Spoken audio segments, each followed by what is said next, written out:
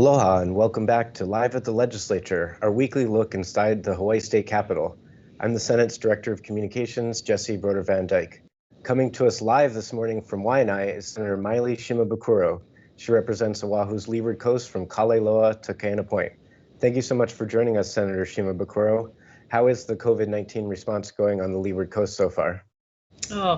It's similar to, what the Hawaii Island delegation said. We're very fortunate out in Waianae. It's a very isolated community. We're very close-knit, and there's just so many acts of kindness all the time. It's funny because I live with my parents who are, getting on in age, and what we say now is we just have to wait. We don't even have to leave the house because things just arrive at our doorstep.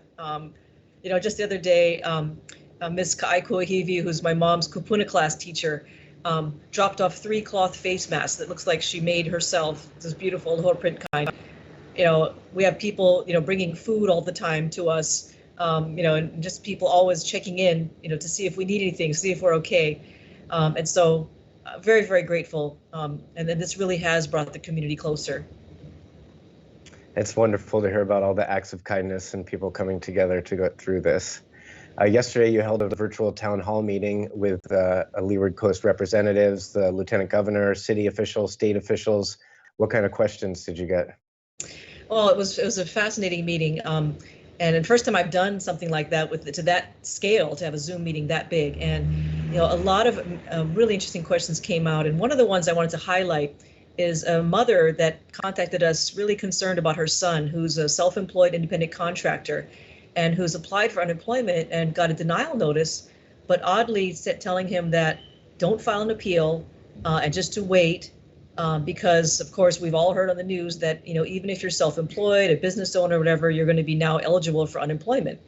But yet she's not getting any answers, can't get through. And so fortunately, I connected with my staff member, Rich Levine, who's volunteering at the unemployment office is going to set up a new emergency satellite at the convention center.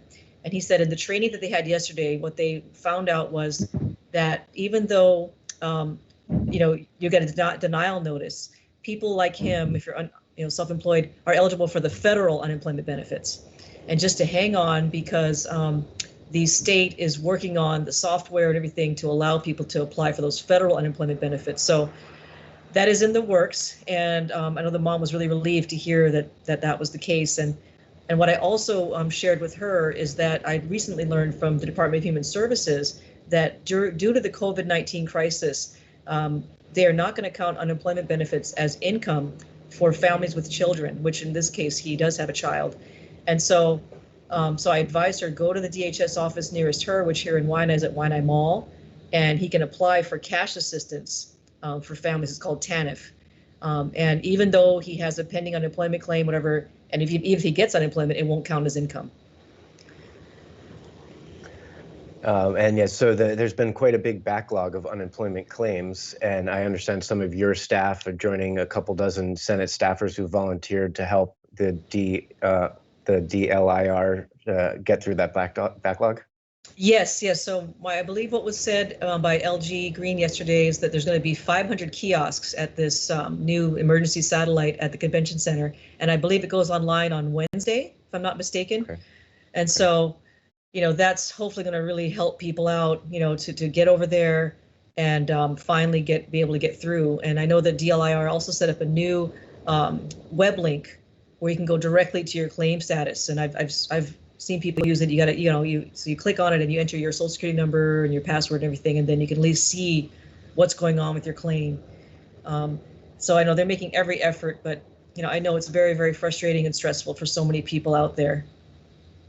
It really is an unprecedented situation with over a third of all the citizens of Hawaii filing for unemployment in a single month. So we appreciate everyone's patience as they work through that.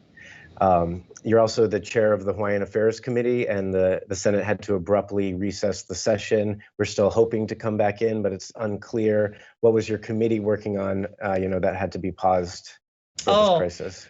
Well, one of the big concerns is the Department of Human Services, has pending, commissioners, Hawaiian Homes commissioners that need to be appointed. And I kind of got a panicked email from DHHL because they said, if they don't confirm these commissioners, they're going to not have quorum. But we contacted Senate Clerk, and they said that, don't worry, we're not the only committee with this issue, so they're working on a solution, and all of us really are just having to really kind of make this up as we go. But of course, we don't want government functions and the Hawaiian Homelands Department to be at a standstill, and so we will find a way, I'm sure, to extend these commissioners. But one of the other things that came up during the meeting that having to do with culture is that people are very concerned because, as we know, all state and city parks have been shut down.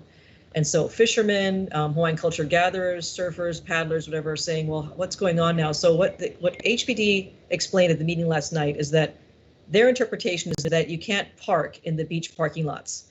And so if you're in the actual beach parking lot, they're told to ticket you, which people have gotten tickets.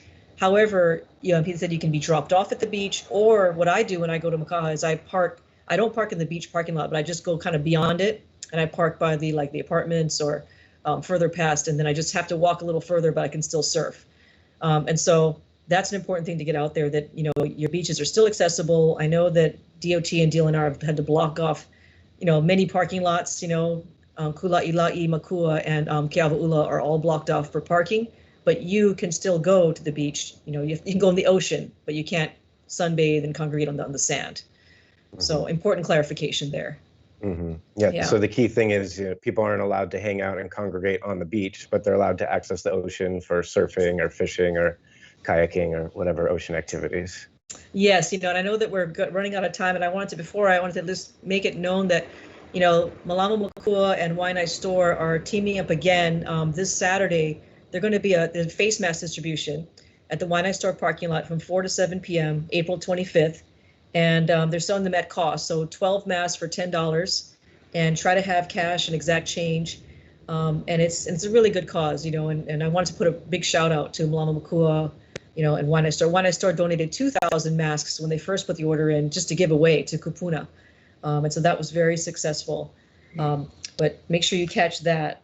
And also in our community, Leo Kalani Trust is very active on the Waianae Coast. They have an emergency fund for those facing financial hardship. So they put the word out that if you have a Hawaiian child in your household, 0 to 17, and you're directly impacted by the COVID crisis financially, call them for possible financial emergency help. And their number is 466-8102. 466-8102. I'm sorry. Yeah, 466-8102. Okay.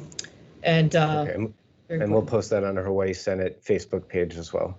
Yes, yes. And so, could you repeat again when and where the masks are available? Okay, so it's going to be this Saturday, April 25th, 4 to 7 p.m. at Waianae Store.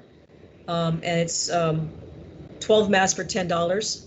And it's Malama Makua and Waianae Store are doing this joint project to really make sure, because, as we know, the laws came out that if you go to any kind of business or essential travel, you have to be wearing a mask or you'll get fined.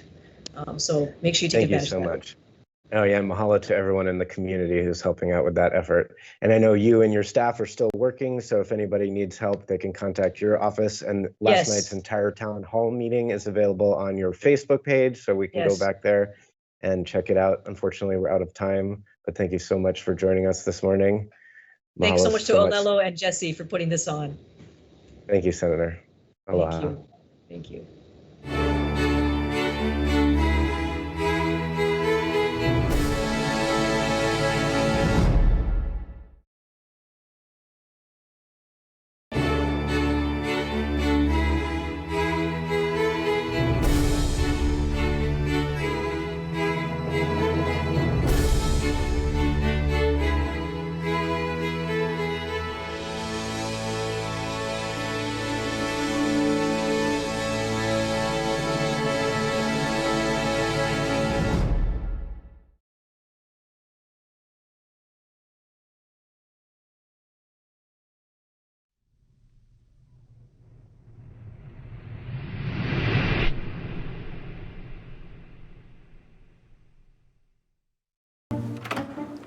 What are you doing? We have to go. I'm gonna be late for work. It's Tuesday morning. I gotta record live at the Legislature on Olelo. Senate and House leadership discussing what's happening at the state capitol. So just watch it on the news tonight. Come on, let's go. Hey, this is like getting the news before it's news. If only I could get this remote to work. There. Can we go now? No DVR? No problem. Watch Wednesday evenings at 7 p.m. on Channel 49.